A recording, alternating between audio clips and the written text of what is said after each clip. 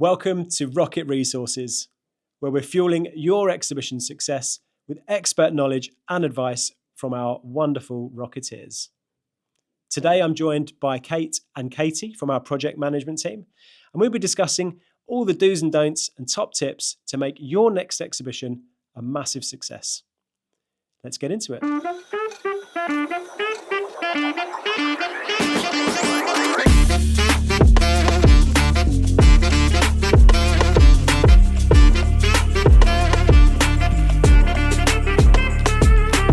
Hi, we're back with another Rocket Resources, and today I'm joined by Katie and Kate, two of our fabulous project managers. Kate, who runs the project management team, and Katie, who's one of our seasoned pros on managing projects. So today we want to talk about all the do's and don'ts, top tips, things like that. So you guys are on the ground, you see what good looks like, you see. You manage it. You see all our processes internally. You really are the epicenter of every project that we do, and I think it'd be really useful for people to understand how they can get the most out of their exhibition, and what you see and do every day will, I'm sure, add a lot of value to what people can do. So, should we start off with the role of a project manager? Yeah. So the role, I guess, I see our role as being the go-to for the client. Yeah.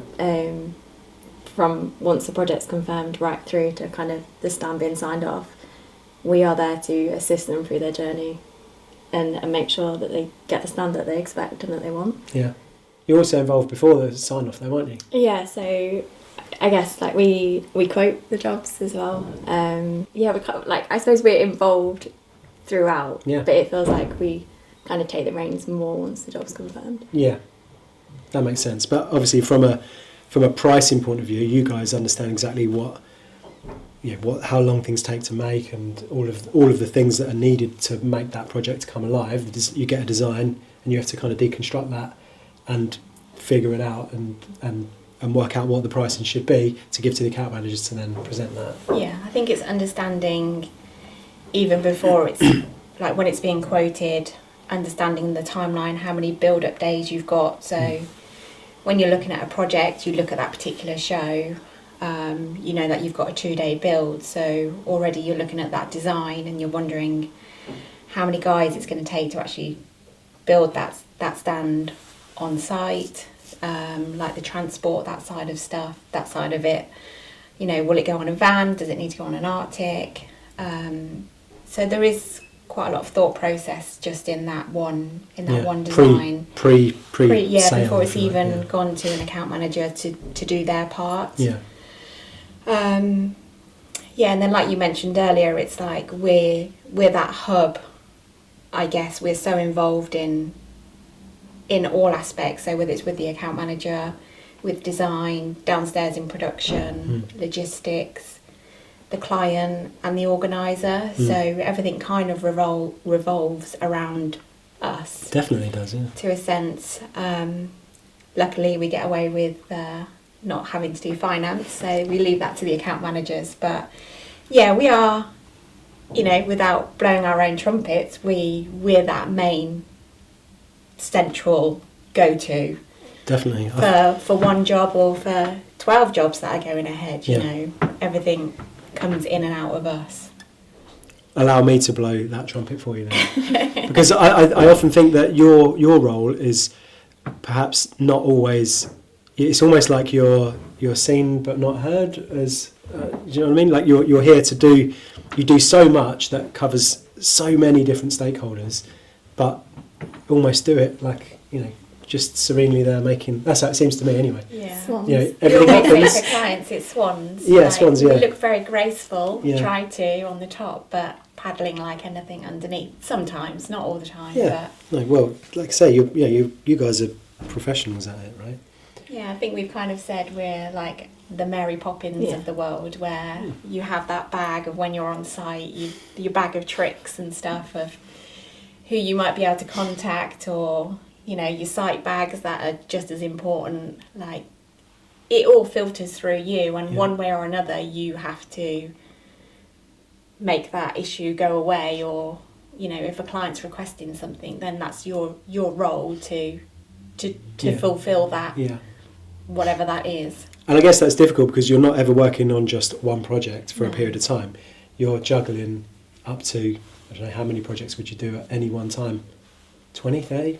Yeah, it depends on the month. Yeah, you can have, in an ideal world, you have that one client, it's perfect. But, you go through the month, September, October, November, you can be looking at between, 10 and 15 projects in just that 1 month. But I think what's really important to the client is that they just think it's them. Yeah, of course. And that's what we try and get out of, They don't want to think, oh, okay, well, I'm one of many. Of course, yeah, absolutely. So that's what we... But equally, sometimes when some requests come in, or there's an element of that you have to use that at times to say, look, I can't go that far because I've got a lot of other commitments already. Yeah. So I guess that's difficult, but I know that it's part of that process of pushing back and sometimes saying no. And like I know that I say that to you to say it to me. Just you've got to push back and say no, or for me, I'll push back to you and say no. Yeah. And equally, sometimes we have to do that with customers, which is instinctively you don't want to do, but you will have to do because that's life, right? Yeah. And it's not a personal thing. It's just sometimes just the way it is. Yeah, exactly. Yeah. And I think as well, like you working with the account manager, you can have that relationship where you can be good cop, bad cop. Yeah. There's that person who's the realistic one, and then there's a sales guy who... Yeah, I want to promise the earth. Yes, exactly, yeah. Yeah. I think sometimes the clients don't see it either, but it's saying no sometimes is in their best interest to do. Yeah. It's not always because we want to deny them of something, it's because actually in doing that you're going to make something else worse or something else not work as well as it could do if it was left the way that it was. And that's where you come in with your expertise and knowledge and knowing it's like, look, you need to trust me here. We don't want to do that because I know this because X, Y, Z. Yeah, and that's really good.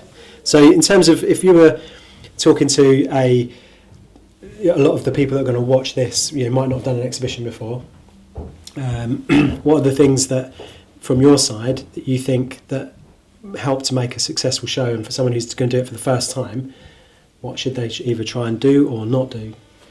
I think knowing why they're going to go to that show is like a real key thing. Do you find many people aren't clear on that then? If I'm completely honest, that's more of an account manager side of it. So you don't necessarily know that. One of the elements that we don't really get involved in. Yeah. But I think when you're going through that journey with the client, I would say probably products is like a huge thing, having a real understanding of what you want those products to do, where they're going to go, do they fit in with the stand space that you've first booked. Yeah, it almost has to be like you in the middle. The product needs to be the first thing you think about. Yeah. How are you going to display it, demonstrate it, utilise it? Yeah. How are customers going to interact with it? Definitely. We've had clients where they've booked a smaller stand space and then within the brief there's 24 huge products that need to be displayed, and it's like, with all the will in the world, with our Mary Poppins bag, like all of those products are not going to fit on there. So then it's having that conversation and understanding which ones are the most important. Yeah. Do you need all of them on there? Is less more, you know? Yeah. How often have you got to site and the customer's turned up and they've got a product that you didn't know about? Oh, yeah, so many times. So it's so important, isn't it? Like that, and it's so obvious that when you think about it, but maybe not obvious when you've not done it before, you've not really thought about it. You think, oh, well, I didn't. You're just doing the stand. I'm doing the product. Yeah. But like, the product is the first thing. We have to know that the stand has to work for the product. And if we don't know about that, then it could be, think, oh, I just need to plug it in. It's like, I haven't got a plug in the middle of the floor. Well, no, you could have if you knew about it. I think as well, sometimes some clients don't know at that particular stage what products are going to go in. So that then causes an issue, not causes an issue, but is something that we have to think about further down the line when you've already designed that stand, it's already possibly been signed off.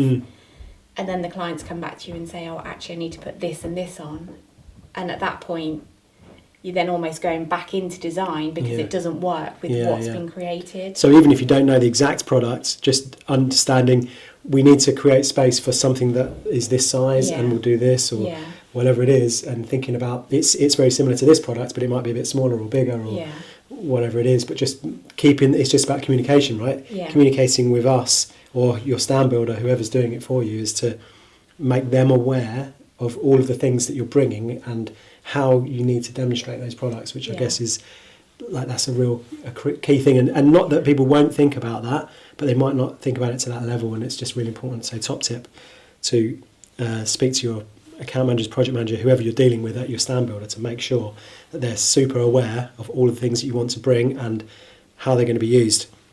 So okay, so we've spoken about booking a space and thinking about products. What else?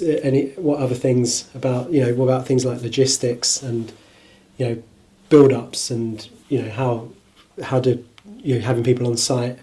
Sometimes you get a customer turns up first thing in the morning on day one. Yeah, love when that. The lorry's not even in yet. So what does good look like? Yeah. But it's a waste of time, right? Yeah, because definitely. Really, we would always advise people to turn up day before. Yeah. I guess it depends on our build schedule, doesn't it? Because I suppose sometimes with a 2-day build, we'll only be there for the first day. Yeah. But I think whenever the build day is or the build schedule, towards later in that time is better. Because like you said, it's kind of unnecessary. It can slow things down, can't it? Because and I know what it's like. You rock up and someone's there, they see this stand for the first time, like, what about the logo for there? It's like, that's just not gone on yet. Yeah. Or things that they're used to seeing in a visual, but then it's, that's not, this is a bit, what about this bit? And it's like, it's all going to happen. You have to trust the process. And that can slow things down, can't it, quite a lot? And then that impacts then how long our guys are on site and how long the customer then has to stay on site for. I think that's like a real key word is like trust. And I think the longer a client works with us, that just becomes so easy for them to kind of relax and say, okay, I don't need to stress about this and this and this. I know that it's in hand. And I think one thing that we probably have to take into account sometimes is because we do this day in, day out, it's very easy for us to say, oh, don't worry about that, don't worry about that. But as a first-time exhibitor, you're going to worry about that. You're going to stress about everything. So, sometimes we have to kind of take a step back and put ourselves in their shoes, and when you've got an exhibitor manual and you're overwhelmed by 17 PDF documents that have arrived in your email box and you're like, what do I need to do with all of these? It's very easy for us to say, oh, don't worry about that and don't worry about that, because you're always going to worry about that. So I think the longer you work with us, you build that trust, and you can then turn up to site opening morning or so late on that last day of build that you're literally going, love the stand, sign it off, have a great show. So there's two tips there really. Then one is working with a good partner, which I guess you don't know that if it's the first time you've worked with them. So choose someone who is either recommended or look at reviews, look at testimonials, and seeing if stand builders don't have those things. You've got to question, can I trust that? Probably can, but there's plenty of people out there that have good testimonials and know who's going to do a good job, so important to do that. And the other top tip from that for me is communicate with your project manager as when you're going to go to site, and get advice from them to say, look, don't turn up before 3:00 because you're just going to stand around. Don't waste your time. Being efficient. It's helping the exhibitors to make sure that they're not wasting their time. Say, look, you don't need to be here. Equally, one of our big selling points is that at the end of the show, you can just go. And I know that a lot of people place a lot of value on that. I mean, talk about you could just leave and go home and be there in time to read your kids a bedtime story. Yeah. It's worth a lot, isn't it? Yeah, definitely. And let our teams take care of I packing think away. the only occasion where you would potentially want them earlier is if you then got products and that's. Of course, absolutely, but that's what I mean. But it's about Yeah. communicating Yeah. to make sure that you know when you need someone there. Yeah. And the right person as well. It doesn't necessarily need to be the account manager or the salesperson of that job. If it needs to be a technician, then that technician is far more valuable to us and to their stand than a salesperson or an account manager. So to have that right person is beneficial. Yeah, and also thinking who's going to fit this product and how. Yeah. Is it a specialist job that needs someone from the client there to do that, an engineer like you say, or is that our responsibility? And if so, we need to be educated on how it goes together, make sure we've got the right fixings, anything that we don't know about because that's not part of our day-to-day needs to be communicated, right? Yeah, 100%. So you mentioned something there about the exhibitor manual. Yes. So the exhibitor manual is sent to the exhibitor after they book the stand, usually 3 months, 2 months out. Yeah, I don't know what that time scale is, but it's Not enough. I like it varies.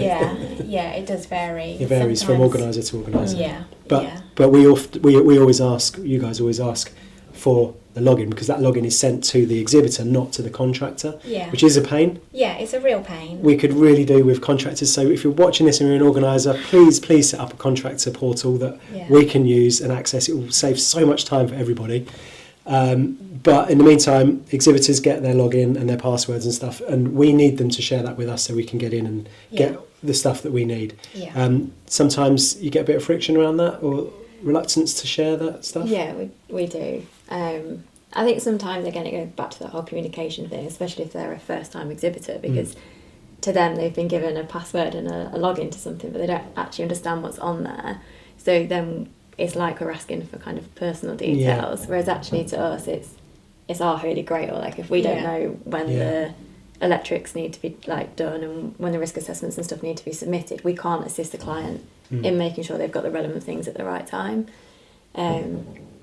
But I think that is sometimes there's definitely sometimes a bit of why do you need that? It's been sent to me, and it's like it's understandable, isn't it? Yeah, definitely. Yeah, which is why it'd be so important to have a contractor manual.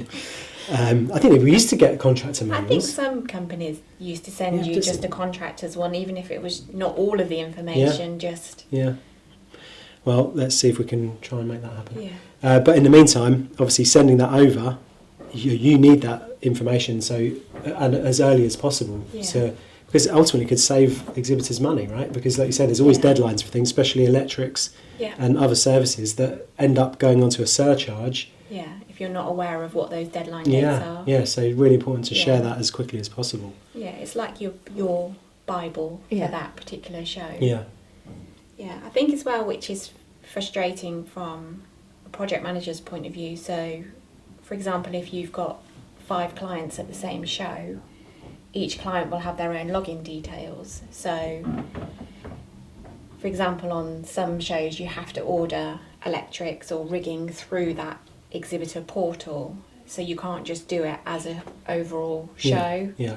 So if you're ordering something for one client, you need their login details, and if you need to order something else for another client, it's through their details, which is it's just time consuming, really. So in an ideal world, again, you would just have that contractor's manual. Select the stand number. Yeah. But I think that's probably we have to deal with what's there. But I think from that, the top tip really is just to get those login details over to your stand builder as quickly as you can. As soon as you get them, share them. So obviously, as part of your role, you're there to communicate with lots of all the other stakeholders, all the other suppliers, official contractors within, and I guess as a new time exhibitor that could be quite daunting to realise, you don't really think about that, they sign, they know they want to go to the show, they know what size stand they want, they sign it, and they think, okay, that's it now. But actually there's a lot in those manuals that, in terms of risk assessments, making sure everything's done, and there's a lot to do, right? Yeah, there is. Yeah. What are the sort of things that you think are the most or the key ones that people need to be aware of? Well, I think when you've got the manual, your first port of call is deadline dates. Obviously, like you mentioned earlier, you will be surcharged if you're not hitting those due dates by obviously that particular point, which can then be costly. For example, for electrics, 20-25% surcharge, or even if you're ordering on site, is criminal.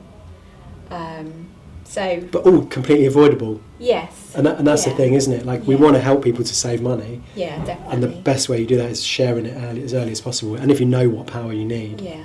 And I think sometimes you can kind of come across as a bit of a nag. Yeah. and like be pressing for that information. Like, what do you need? Like, let's just get a order in. We've got something to work with then. Yeah, it goes back to the trust thing, doesn't it? Yeah. And trusting you guys that you're the experts in it. Let us help you. Yeah. That's what else is in the manual that people need to that may not be aware of as a first time exhibitor. That's important. Yeah, risk assessments and stuff. Yeah. Obviously, from a stand builder's perspective, we've got the method statements and stuff for the build, but then there's also risk assessments for what the client's going to be doing on the stand. Yeah. And I think sometimes that catches new people off guard because they don't know that that's what they've got to do. Yeah. And there's nothing worse than getting to site and then the organiser chasing the exhibitor around the hall because they haven't got what they need, but they can see that they're putting products on the stand that they don't have anything for. Yeah. And it's not as easy just to conjure up a Word document in the middle of an exhibition hall. Yeah. I did see Emily doing one the other week for something on site for the client, which was nice of her to do. But again, it's about understanding we'll obviously do a risk assessment for the build. Yeah. But the client's activity, once we've handed that stand over and the show's open, there needs to be a risk assessment for what activity is going on. And it will usually be very low risk, won't it? And sometimes there's no product, or it's just a case of just on the stand, and the risk is, I don't know, shaking someone's hand too hard. So I think that's an important one to know and ask your contractor get their advice. Say, what are the things I need to be aware of here? Because you guys know, and it'd be and that you're there to help, right? Yeah. I think that also goes back to, we're very we're very, we want to stick to this timeline, and I think when, we always talk about changes on stands and how that can cause issues along the line. So, for example, when you're doing your risk assessment, if you've had a design that's been signed and sealed, and then so you do your risk assessment and your method statement based on that design that you've signed, and then 3 weeks later you want to change that design, it's not just a case of changing that design. There's all the other bits that need to be changed. The risk assessment, the method statement, all of that needs to then be changed. It's a huge amount of work, isn't it? Yeah, so and that's a really good one, because that is a challenge that we face here at Rocket, and I'm sure other stand builders too, is about a stand gets done and signed off, love it. Then further down the line, it's like, oh, actually, I want to just move this. And it seems like such a small thing, I'm just going to put that there. Yeah. But actually, like you say, the impact on us. So talk me through what happens then. So let's say we want to move a TV from here to there. What needs to be done in order to do that? It's not a case of just moving it on site, is it? So no. It kind of affects everywhere, doesn't it? It's the design itself, so everything that we need for the risk assessments and stuff, the actual design for the install team to work from. Yeah. So it has to go back into a designer, yeah. And they've got to now reopen up that model. Yeah. Which takes time, big files, and it's quite laborious, isn't it, for a designer to go in, do that, make the change, do the move, then resave everything, have to reproof it to send it to the client to say, is this what you mean? Redo all the drawings, all the technical drawings. Artwork amends if the artwork's been done. Yeah, all the A1s all printed out and down in the workshop, being made. Now they've got to be aware that A, this has changed, B, this is the change. The install team need to understand that all their documentation is now null and void, start again. So you might have cables that were originally only 1 metre long to go from a laptop to a screen. That is now on the opposite side of the stand. So now that 1 metre cable now needs to be a 10 metre cable. So somebody downstairs has to make that change. It's got to be documented. Electrics, if you've already ordered your electrics, you've submitted a plan showing where all those sockets are going to be located.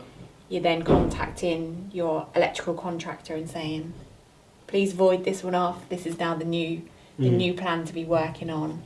So it has a massive impact, doesn't it? And even something that's just innocuous of moving something can have a huge impact. So the top tip from me is to make sure that once you're signing it off, that's it. And like, you go back to what you said earlier, Katie, about sometimes to not be able to do something or saying no to something is in the best interest of everyone. Because what that does, I can see it and I know it happens, is it just creates opportunity for something to not go according to plan. Because there's so many people that have to, and if that change is done really last minute, the impact of that is massive, isn't it? I think it's really hard because you want the client to have the stand that they want. Absolutely, And I think it's hard to say no sometimes. And I think sometimes it's easy for one person to say yes, but for all the other departments, that's, they're working to timelines and schedules as well. So it's not just affecting us at that particular point. We can say, oh yeah, that's fine, but you then putting that into design and they're like, that throws them all out of kilter. So I don't think it's something that will never be eliminated. It's always going to happen, but I think it needs to happen when it's really critical, as opposed to this is the impact of doing this is massive. Does it really need to be done? It's like, well, not really. No, it's fine. And 9 times out of 10, it's absolutely fine. Probably 99 times out of 100. But we might want it changing. But really, does it need to be changed? I think that's Probably where not. you're building that relationship with the client, when you can have that conversation with them. But more importantly, it's about getting it right in the first place. Not being able to, not the justification of having to say no or educating on the impact of having to make this change. It's about understanding, no, I want that TV there because this is what we're going to do, and making rather than just say, oh yeah, we need a TV, that looks good. You've got to be thinking about what you're doing on the stand, how you operate in the space, and is that TV going to be in the way, or is it in the right or wrong place? And really thinking, is that right? So we don't need to go back and make changes. We all know that's how it is, set in stone, locked in, done. And then we crack on. And ultimately it gives us the capacity to do a better job. And that's what it's all about, isn't it? And making sure that the customer gets the stand they want to the highest possible finish to let them go and achieve their objectives at the show. So that's all good stuff. Give us some examples of some cool projects, the stuff that you love working on. What makes you leap out of bed in the morning, be excited to go on site? At 5 o'clock? I kind of, I don't say it, but I think the more complex the stands are, which sounds crazy, but I think the more in depth they are, the more you have to focus on, and it kind of keeps you on your toes a little bit. And like, I personally have learned loads about kind of technology and things from stands that have had a lot of products that need electrics and internet and things that I would never have known before.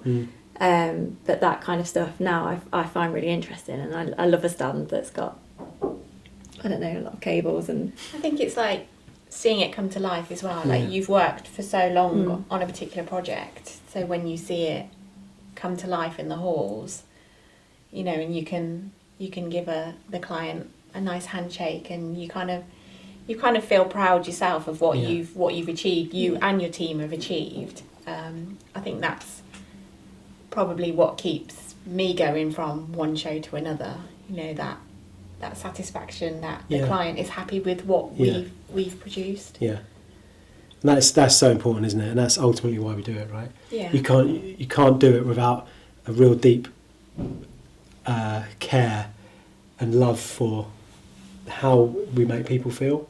And that comes across for us, a person in our reviews and stuff. You read the reviews and it mentions you guys, and like all the team, the on-site guys, and and it's a lot of it is around how people are made to feel, Yeah. and that to me, as the owner of Rocket, and my dream from starting it from home is like it's just amazing. I love that, and for me, that's like I love that part of my job. Seeing you guys do that for our clients is wonderful.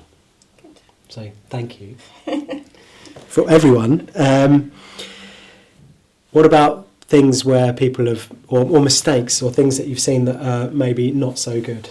Are there any pitfalls that you can help people to avoid that are watching this video?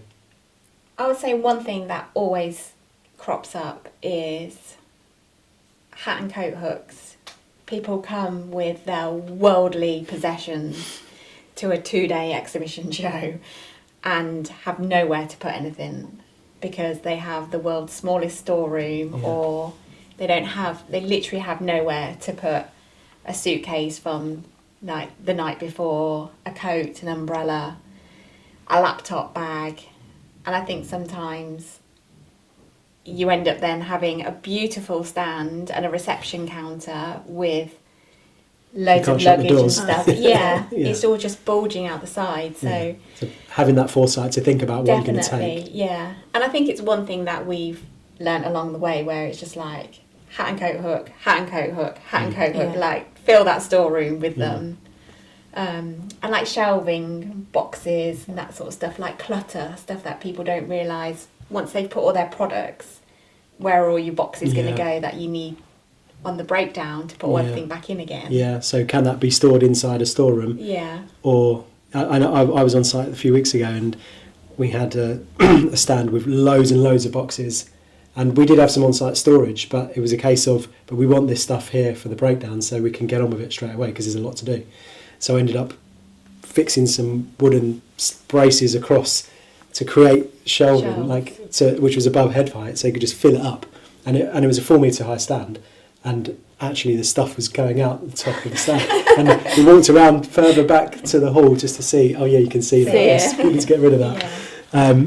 But those sort of considerations is thinking about, okay, we can pay for off-site storage. It could cost £300-400 just to put some boxes away. And also you're waiting on someone else to bring those back to you. So if it can be stored in the stand, great. But you need to think about that, how much you're going to have. Yeah, I think to make sure you don't have that. That's another thing, isn't it? Thinking about, do I need 20 boxes of literature? Can I make do with 5? Yeah. Like pens. Do people need more pens? Yeah. Things like that, when you just like, you can almost have like half a van full of merchandise that full well is pretty much going to go back again. Yeah. And I think that's a real shame to see. I think like on breakdowns, how much wasted all material. Of that merchandise is just sprawled across the halls. Yeah, that's definitely a problem that needs resolving, isn't it? Yeah.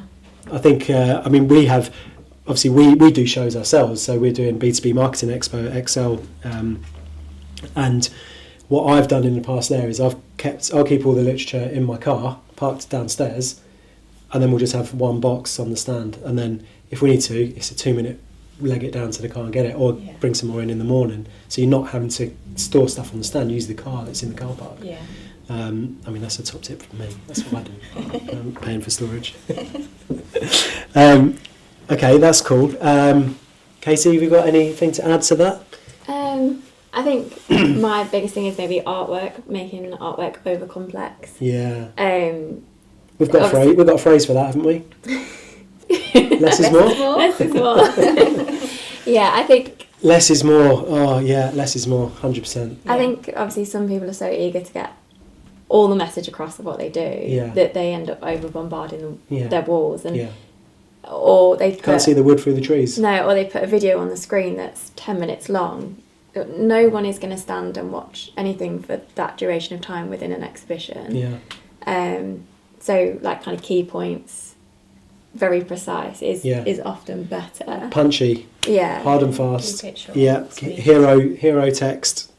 Yeah. Picture tells 1,000 words. That kind of stuff is like golden. I had a really cool meeting earlier with a barbecue brand, and they've got images that they want to use, and you've got just smoke and stuff on the barbecue. It's like, that's magic. Yeah. You don't need to tell what it is. You don't need 1,000 things about temperature it goes to, and how long it takes and all. Yeah, is that's it, what you have salespeople for. Let them do the talking. yeah. I think with that being said though, sometimes you, depending on what exhibition it is, just having the company name doesn't always give enough No, of I what agree. they're about. Yeah. So it's that, I think, that middle ground between getting it across, but not in a way that is too much. And being blunt, we're blunt. Like on our stand we've used the same message for different shows, but it's like we design and build exhibition stands. Yeah. That's what it is. Like the Ron seal, isn't it? It's like Yeah. it does exactly what it says on the tin. Mm. And I think it's being able to communicate that in a hero text, and most brands will have something that is, a real hero phrase of what they do or who they are, who they help.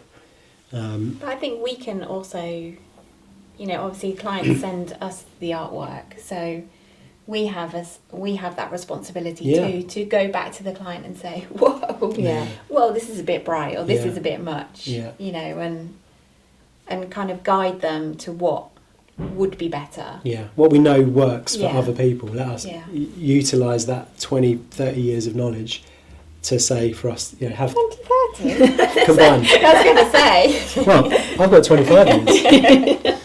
I'm thinking about if, for someone who does come and they think, I've got to get all this in. You really don't. But let us tell you that, because it's a difficult conversation for us to have, to say, I think you've got too much in there. But, use us. Like, we're here to help you get the most out of it. So use us for that. So that's a good one. Last thing I want to cover, timelines. Yeah. So, we get some clients we're talking about stuff, we've got jobs booked in for next September, Yeah. and we're filming this in October. Yeah. So we have some clients who are amazing, they know exactly what they're doing for the year ahead, get it all booked in, fantastic. Other stuff, we could get opportunities for a stand build next week, which we probably can't do. Yeah. So, and that's for us, selfishly, is something that we work on to try and get people to know. If you're going to a show, talk to your stand builder as early as possible, because ultimately it just means you get a better job. Yeah. Do you agree? Totally. Yeah. So what does good look like in terms of that then? When do you think you should have that conversation?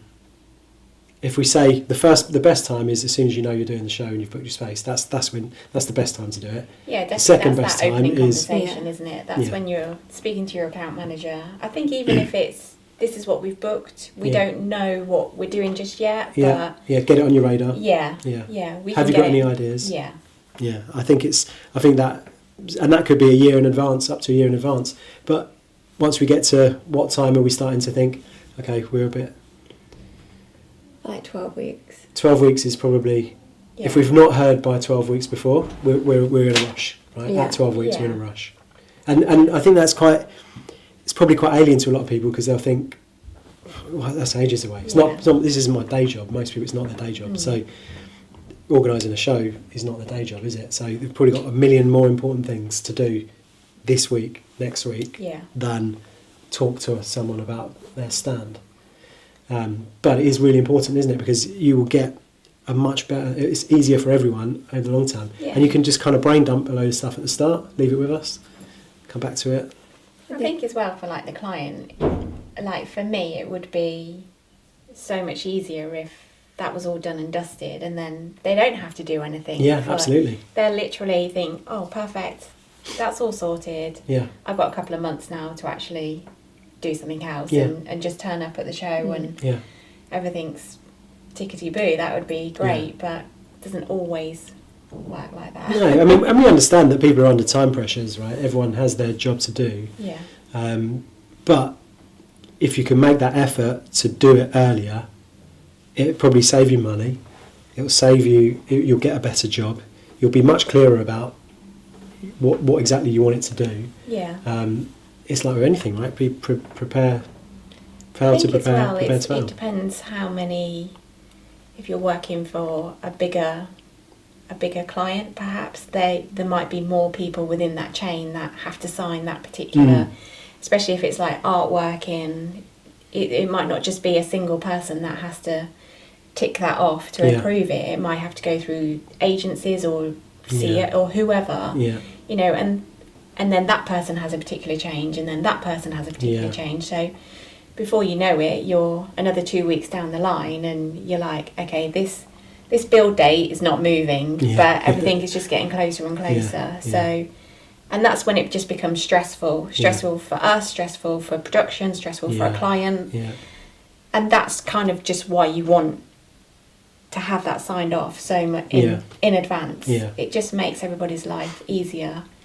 And I think, again, that's when you feel like you're a bit of a nag, but you're doing it for them. For all the right reasons. But exactly. I think it can come across quite daunting for them, especially if they're like, it's the first time they've done it, because like you said, that it's maybe not their entire role. It's not based around that. So giving someone an hour or two of their time and knowing that they're going to thrash out things that you're not sure of can come across as quite daunting. But I think that's where we're there to help. We're not there to hinder. No, absolutely. So giving us an hour of your time for us to ask you all the questions we need and kind of come up with an action plan for how we move that forward, it helps everyone. Yeah, and I think when you're throwing different artwork in files at people, some people are like, I don't even know what that is. Can you send it in an Illustrator file or whatever? They're like, a what? and that's where we're there. You know, not sometimes we'll get a designer in on that call as well. Like, there's no point in that information coming to us to then pass on to a designer. Why are we not all there together? Hear it from the horse's mouth. And if the client's designer wants to talk to our designer, knock yourself out. Like, there's not that middleman then to Chinese whispers. No barriers. Yeah, that's a good one. I like that. Cool. So anything else you don't want to add to anybody doing a first show, or even if you're a seasoned professional exhibitor? What's the keys?